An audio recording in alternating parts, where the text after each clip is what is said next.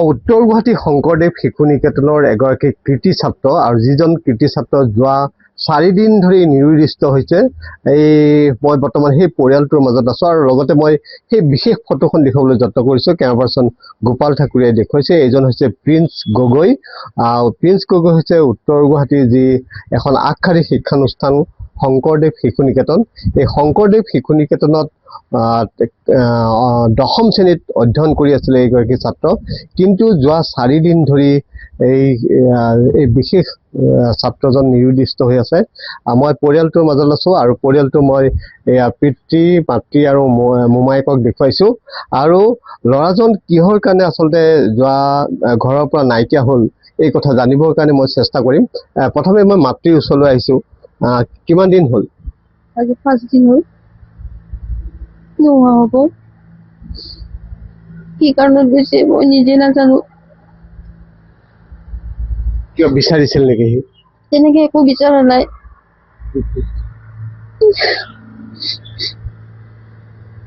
ক'ত পঢ়া শুনা কৰিছিল? শংকৰদেৱ শিশু নিকেতনত। নিয়মিতভাৱে পঢ়া শুনা কৰে নে সি?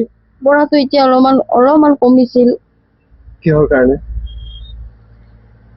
এইটো মানে ময়ো এনি টাইম কৈয়ে থাকো পঢ়াৰ কথা, সেইটো কাৰণে মোক অলপ বেয়াও পাইছিল, নাজানো আৰু। এতিয়া ক্লাছ 10 পাইছে, পঢ়াৰ কথাটো কমেই মই। এতিয়া সি কি কাৰণে বেয়া পাইছে মই নিজেও নাজানো। লগ পালেহে মই গম পাম কি কাৰণত সি এনেকে গুচি গৈছে। মোবাইল চাই আছিলে নেকি? মোবাইল খুব ব্যৱহাৰ কৰে নেকি? মোবাইল চাই হয় মই বহুত কৈছিলো। কি কৰে মোবাইলত? কি কৰে? এনেই কিন্তু পুতলা চাই থাকে, এনিমি বিলাক চাই থাকে, মাত শুনিয়ে থাকো মোবাইলৰ। মোৰ চকুৰ আগতে চাই থাকে বাৰু। মই বহুত কেইবাৰ কওঁ বোলো চাউণ্ড কমাই দিয়ে, বহুত চাউণ্ডতে চাই। মোবাইল মনেও নাচায়, তেনেকে ব্যৱহাৰ নকৰে। মোবাইলটোতো শুনিয়ে থাকো আৱাজ বিলাক, কি চাই থাকে। মই মানা কৰো চাউণ্ড ইমান চাউণ্ড দি নাচাবি। তাৰ মাজতো কিবা যদি কৰি আছে মই মানে গম নাপাওঁ, কাৰণ মই কামত যোৱা মানুহ। যেতিয়া আপুনি কামলৈ যায়, আপোনাৰ স্বামীও কামলৈ যায়, আপুনিও কামলৈ যায়, তেতিয়া সি অকলে থাকে নেকি ঘৰত?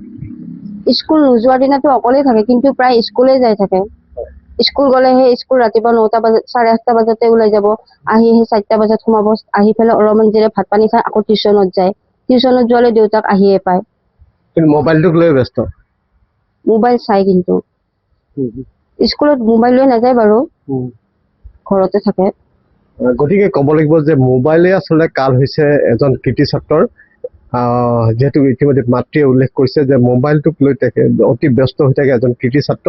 আৰু ছাত্ৰজন যিটো উত্তৰ গুৱাহাটী শংকৰদেৱ শিশু নিকেতনৰ। মই যে পিতৃ আছে, কথা পাতিম। তাৰ মোবাইলত ৰিচাৰ্জ দিছিলে নে নাই? তাৰ মোবাইলৰ ৰিচাৰ্জ শেষ হৈছিলে 4 তাৰিখে। মই ৰিচাৰ্জ ভৰাই দিলো 8 তাৰিখে দুপৰীয়া 12:30মান বজাত। তাৰপিছত মই ফোন কৰি ৰিচাৰ্জ ভৰা সোমালে ফোন কৰিছিলো, মোবাইলটো মই চুইচ অফ পালো। চুইচ অফ পোৱাৰ পিছত মই কামত আছিলো। কামৰ পৰা অলপ দেৰিকে মানে ঘৰত আহি চালো, দৰ্জাখন বন্ধ হৈ আছে।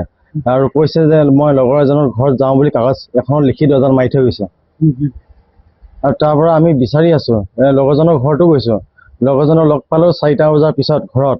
কিন্তু লগৰজনে ক'লে একো মই গম পোৱা নাই, ক'ত গৈছে কি কথা। আমাৰ আমাৰ লগত মানে যোগাযোগ নাই, লগৰজনে সেই বুলি ক'লে। তাৰপিছত আৰু আমি ইফালে সিফালে বিচাৰি আছো, যাৰ যিমান লগ আছে বিচাৰি আছো, আজিলৈকে বিচাৰি আছো, পোৱাই নাই। আৰু পুলিচকো জনালো, গৌৰীপুৰ থানাত।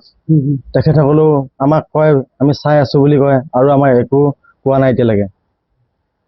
গতিকে ক'ব লাগিব যে সেই বিশেষ ছাত্ৰজনৰ কোনো সূত্ৰ ওলোৱা নাই। ইতিমধ্যে উত্তৰ গুৱাহাটী আৰক্ষী থানাকো জনোৱা হৈছে। আৰক্ষীয়ে বিচাৰি আছে, কিন্তু ল'ৰাজনৰ কোনো সূত্ৰ তেওঁলোকে বিচাৰি পোৱা নাই। মোমায়েক আছে।